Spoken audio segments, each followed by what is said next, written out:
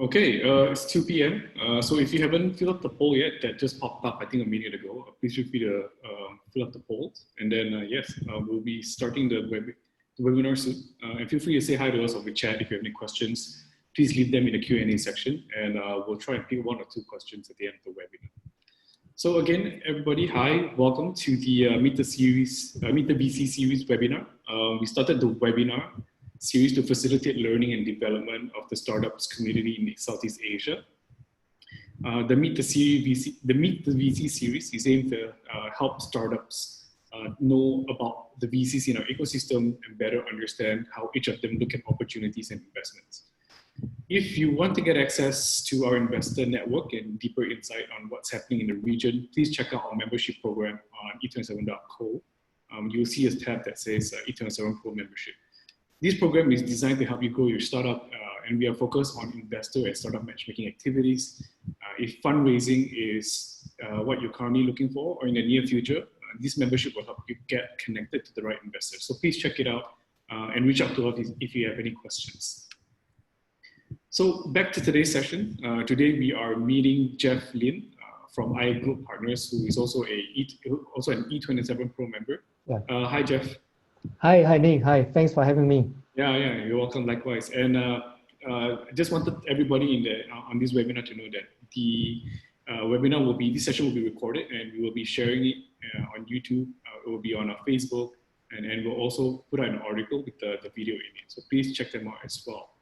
So without further ado, let's get started, right? So Jeff, yeah. Hi. So I think the first question that we wanted to ask iGlobe partners is, can you share a little bit about but iGlobe Partners investment philosophy and what differentiates you from the other VCs around? Sure.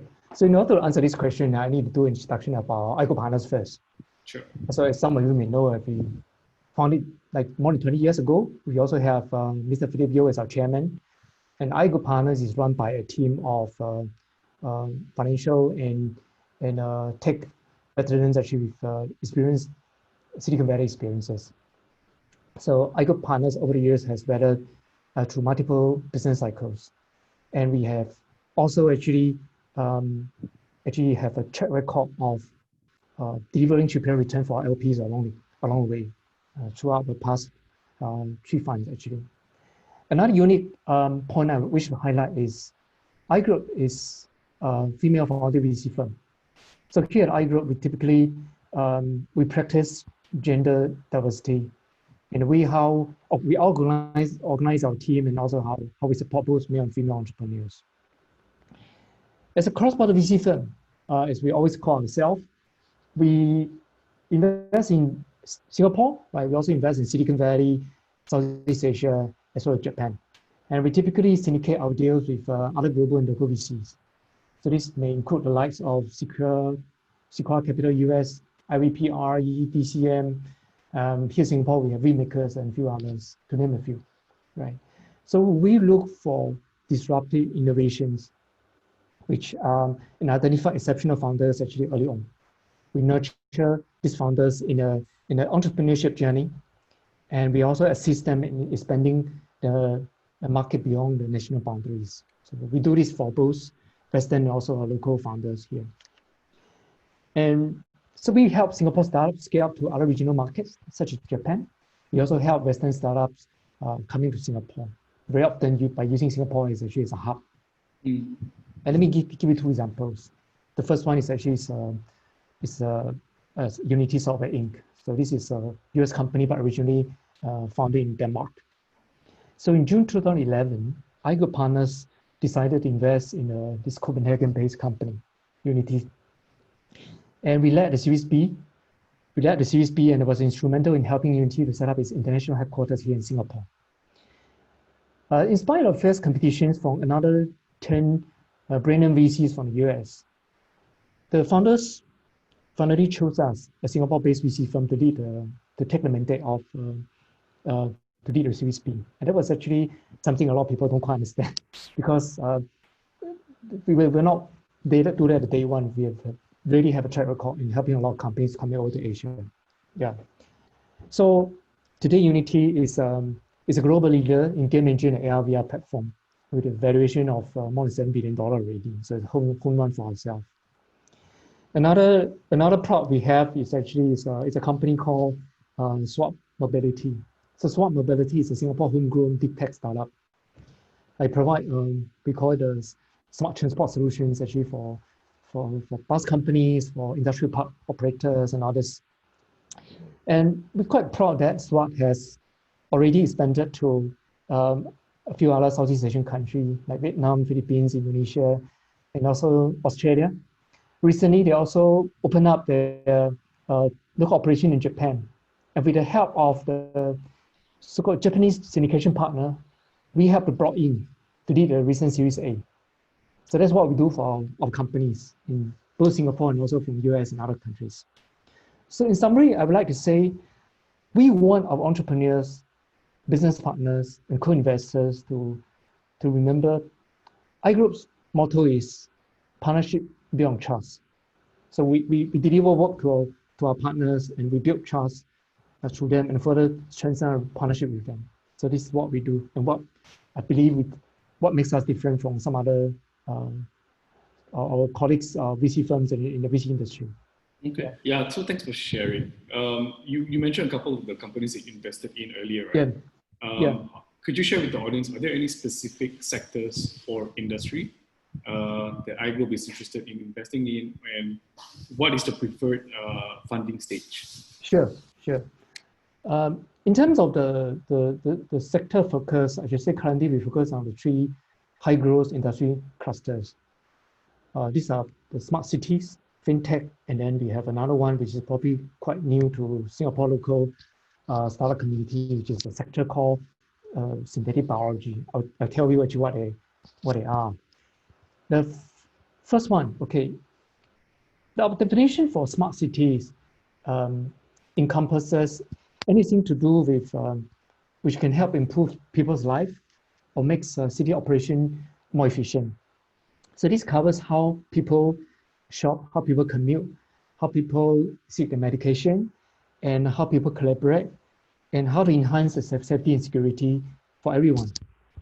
And a lot of this business tend to be data-driven, and you can make use of AI, machine learning, IoT, 5G, as well as operation research. So it's quite an interesting space where you can see a lot of companies actually can come up with very innovative solutions with high entry barrier. So that's why we like it. The second cluster, fintech and insurtech. So this is another key focus. So we have several companies in this sector. So including the likes of NetWallet, Hippo Insurance. All these are unicorns already. And we also have Singapore, we have Hula and a few others, like Sausage. And finally, the last sector, synthetic biology. Synthetic biology is a frontier technology, which actually can potentially help to speed up the drug discoveries. It can have huge impact on a lot of traditional industries, and as well as a few actually the rising sector ranging from like agriculture tech, like food tech, and like clean tech. So we started to invest in synthetic biology in 2014, more than 6 years ago actually.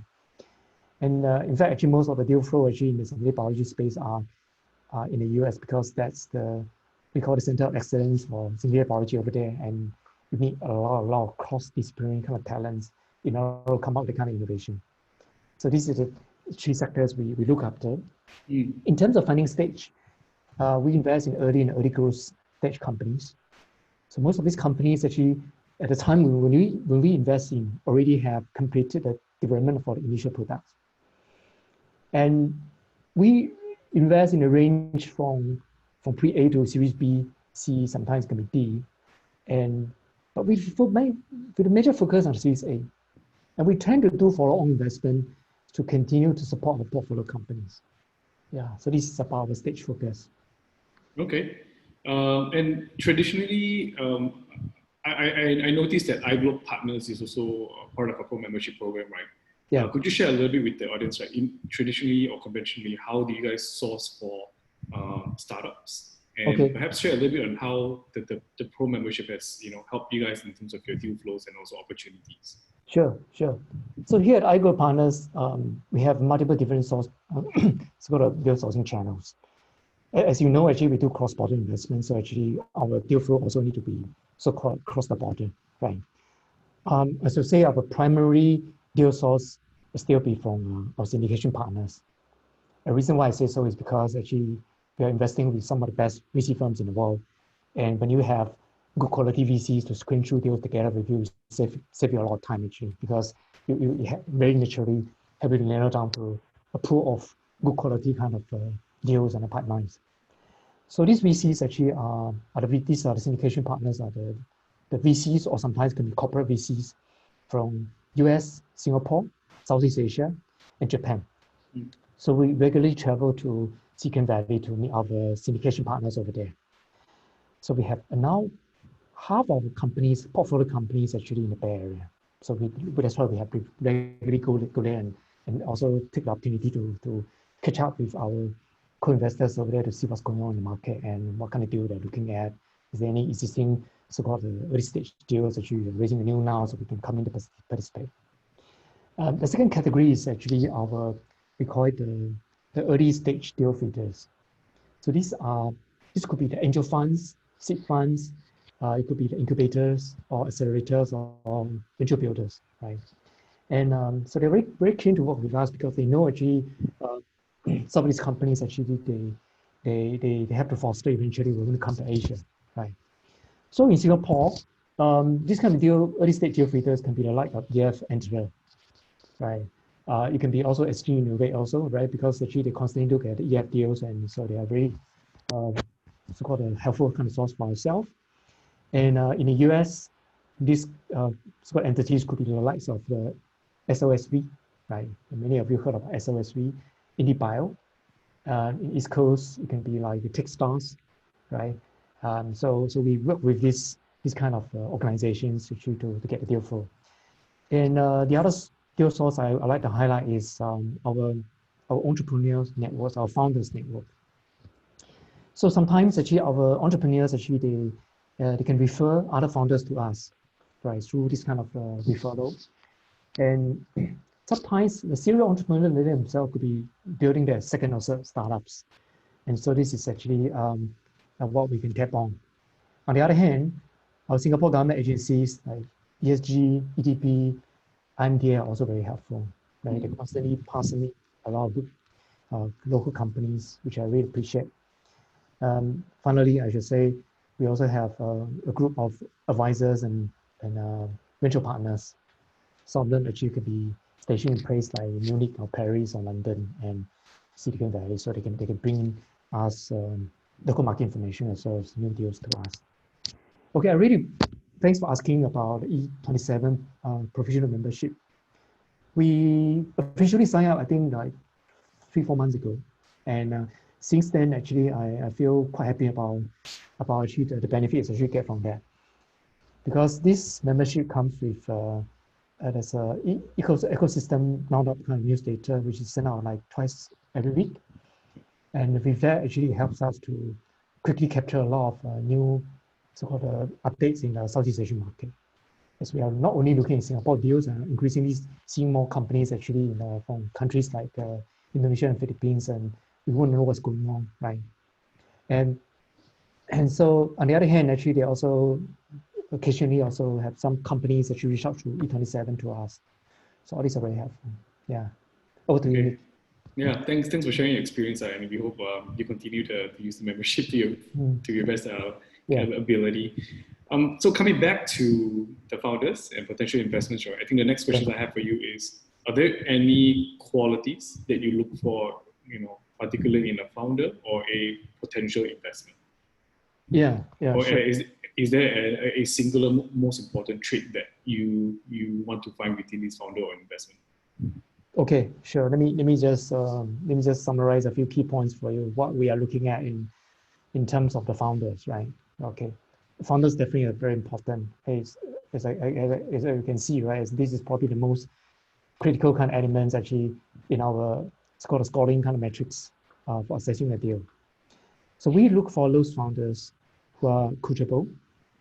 And how to understand what is coachable and not coachable. Okay, I think first of all, actually the founder CEO himself, right, must understand the market and the business well enough.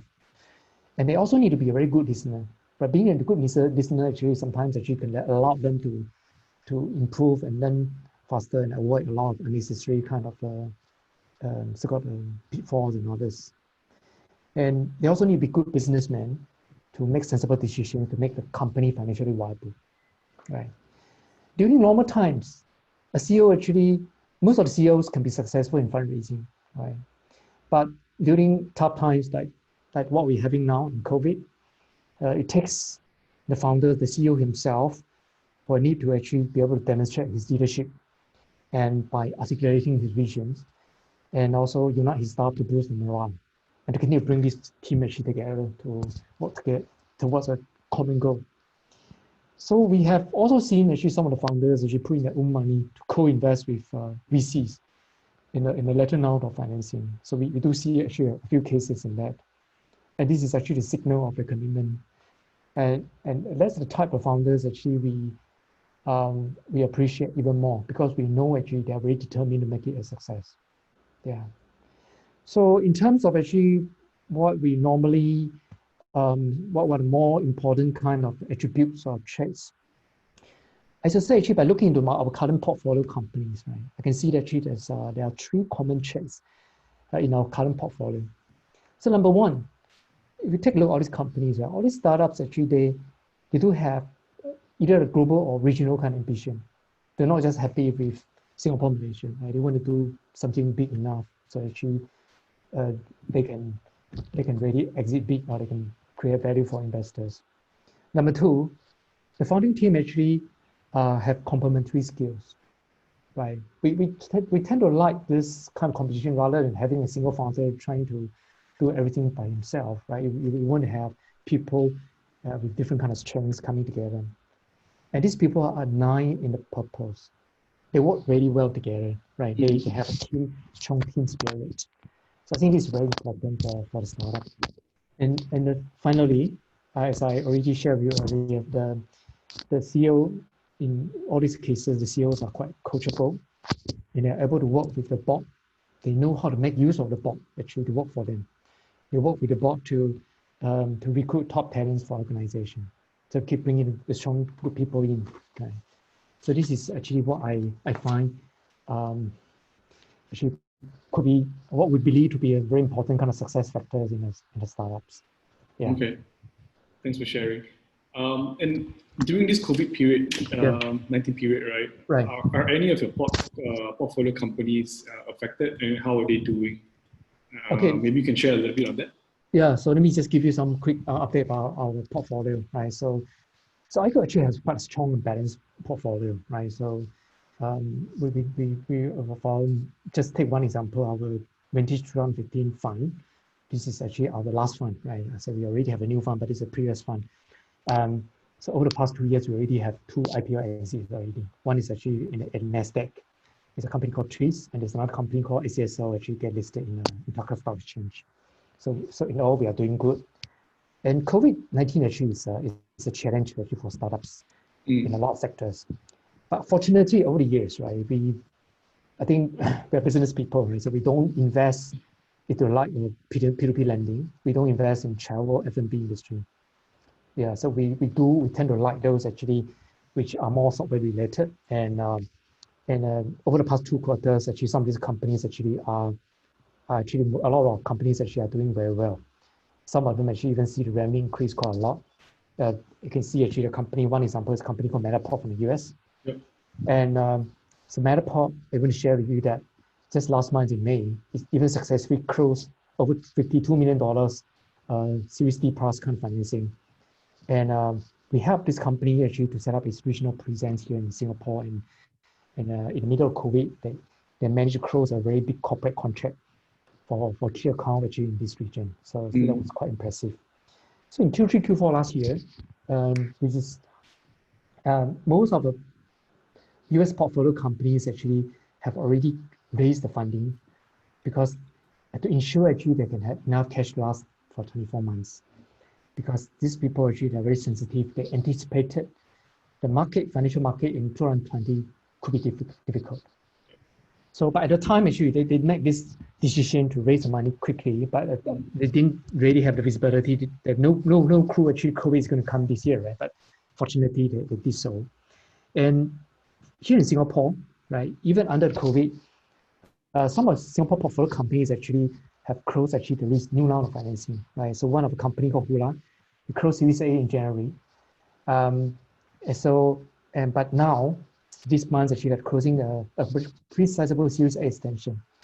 So all these signals actually the investors actually are quite confident in the performance and growth prospect of this business. Right? So we're kind of fortunate also. So we encourage our portfolio companies actually to adjust their plan, to actually to conserve a runway. They may either want to cut costs or actually raise more money in the view of uncertainty ahead. Because this COVID-19, actually nobody can predict how long it will last and what kind of impact it will have eventually. Right? So we also support companies to take additional funding from investors to make sure they can survive and execute the plan first. I'll give you one example. It's one of the early stage startups in the Silicon Valley in San Francisco. This is Oakland-based company actually. And they recently closed a convertible note financing from Melinda Gates and Microsoft's M12 after they won a competition, which is actually sponsored by Bill and Melinda Gates Foundation. And it was only 3 months after our Series C closing, right? But we still encourage them to go ahead and take the money because we know this is good for the company. Yeah. Okay, that's good. So in the interest of time, I think we have one last question for you, right? Okay. We merged two, right? Yeah. Could you share a little bit with the audience? Has the current pandemic affected the way or the approach for iGlobe partners to invest, as well as what kind of advice would you give to some of the entrepreneurs or partners in our audience to continue to fight this pandemic? I see. I should say actually so far COVID-19 hasn't really brought any negative impact in how we do our investment, right? Because our investment approach has always been quite consistent, right? We do cross-border investment. A lot of times actually, even without COVID, actually we are very used to actually speak over the phone to founders in Indonesia or US or Japan or Europe to work on due diligence. And so actually are very used to also make calls actually to people actually from different time zones. We used to stay up late at night actually just to the calls with our portfolio company in the US also. So actually in terms of the way how we communicate with them, there's no change. But one interesting kind of side effect is actually because of COVID now, I personally haven't been traveling for 6 months, right? And we cut down on the travel expense, we cut down on travel time, we also reduce our carbon footprint. Yeah, so this is what's happening. But in the market, right, we noted many companies already adjusted their valuation kind of expectation. And our co-investors in Singapore or in Indonesia, a lot of them actually are still investing, but they're slowing down the investments, right? So decision making process is slightly longer. And I think this is good actually because this means actually opportunity for ourselves. So I think it's best time. This is probably the best time actually for value investing. Okay. Okay. So thanks for that. Thanks for the session, Jeff. Right. So I'm going to go over to some of the questions that our audiences have written. Sure. Okay. So I think the first one came from Daryl. So I think this is interesting. Daryl asked, right, since COVID-19 has forced the rapid digitalization in the retail and F&B sector, and we're seeing a lot more B2B startups using their existing tech and solutions to address the space, right? So what is iGlobe's perspective of this trend, and will there be a fun opportunistic to look at the companies serving this space? Yeah, that's a very good question. That's a very good question. So I probably can start this actually by sharing my observation of one of company called Hula, right? So Hula's business model effectively is actually B2B2C. So actually the real customer for them actually is those merchants. Yeah. So what we start to see is actually Hula is just not another, we call it e-commerce related kind of entity. They are we call it they are the combination of we call it marketing affiliate plus actually it's a payment technology company, right? They also actually have added value by actually having a strong capability and assessing the risk of consumers. So actually, it's a combination of we call the different so-called the areas. Actually, they kind of overlap in a few spaces. So what we see is actually is if you take a look at the GMV growth or we call payment volume kind of processing kind of growth for Hula, this past few months has been fantastic. So the GMV has grown actually more than double actually for the months actually of March. And this momentum is still pretty strong. So what is the key driver of this growth? We do see actually a lot of offline retailers. Mm-hmm. So the company like the BHG, will be company like Loginsons, it'll be actually some of the US brands actually so some of these actually the different kind of the retailer and brands actually they really get hit very badly over the past few months because during the circuit breaker period the shop is closed. So if it's not because of COVID actually as a catalyst, right? A lot of these people last time probably won't be so eager to think about how they should actually quickly move online and bring actually the provide actually how they can eventually survive actually in this because they don't even know actually when department store opens it's still going to face the same kind of traffic, right? Versus before. So they come to Hula. They come to Hula actually to find a way to see how they can bring in more traffic volumes to the newly set up kind of e-commerce front actually they're going to build in this couple of months. So a lot of the department stores that you see, the BHG now they're going online already. We see that, and so that is actually share across. I mean, I believe a lot of e-commerce platforms actually is also actually booming nowadays. If you take a look at the SEAC's share price, we can run the Shopee, the share price is all-time high also. Yeah. So that's what I can see. And so when you have more volume to be processed online, right? So I think it can benefit a lot of other ecosystem players. For example, even process payment for e-commerce, then those companies, I believe, actually those actually who are helping to provide the risk management and the fraud prevention and then related to kind of payment actually is also going to benefit from that. So that's what I can say. Yeah. Will there be any? I think the second part of the question is: will there be any fun opportunities from iGlobe partners that will come out of it or explore? Yeah. So in terms of opportunities, I should say definitely we see quite a lot. Right? If I give one example, like we have a company called SWAT. Yeah. As I mentioned, actually this is actually one of the called the Singapore's so-called prop actually because actually for years we haven't seen really such an interesting kind of deep tech sector kind of company actually which we can really go there to compete with a company with like Veer from the US which is funded a few $100 million. They went for LTF for testing of the performance of algorithm and they kind of beat them. So now actually when a lot of people are coming back to work, right? So actually the COVID-19 contact tracing is actually a very critical element actually in our government's plan to bring this whole society back to normal. So you want to protect the people, you want to protect the employees and workers. I think one of the ways actually is you can make use of actually SWAT's mobility service. They have this kind of scheduling algorithm can allow employers to actually schedule the pickup of employees on a dynamic routing kind of basis, the kind of the bus service.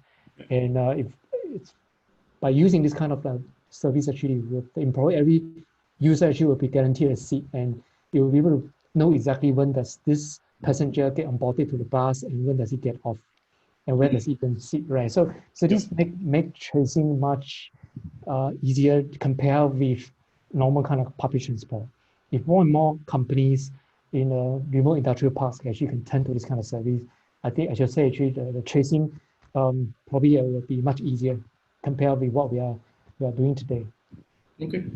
Yeah. All right. So thank you for that. I think we have about 1 minute left. So I think we address one question now. So thank you again, Jeff, for this highly engaging session, right? Again, iGlobe Partners, Jeff and his team is one of the investors that is part of the E27 Connect program. We have over 250 investors like themselves who are looking to connect with early stage tech startups for investments. And these investments are ranging from pre-seed up to Series B rounds, right? So if any of you in the audience, if you're a startup founder or entrepreneur, please check out our membership program and feel free to connect with us to know more about it. Yeah, thanks so much, Nick, for the opportunity, and thanks again for your colleagues at E27. Yeah. So actually, I need to go to the next slide. So next week, we will be chatting with Mount Hill Ventures, Peng Tiong, on how to, on things like, are you ready for the new normal? We'll be doing a fireside chat with them, right? So feel free to register your RSVPs. And after this, we will also send a short survey after the webinar. Please kindly take your time to let us know what are the other topics that you guys wish to hear, so that we can improve on our webinar. Yeah. And meanwhile, for everybody in the audience, you can connect with us via Facebook or Telegram channel and more such community discussions. Yeah. So again, thank you, Jeff, and iGlobe partners for participating in this session. Thank you everybody for tuning in. And yeah, take care. We'll see you next week. Yeah. And I wish you all have a great day and stay safe. Okay, thanks everybody. Thanks, Jeff. Bye-bye. Bye.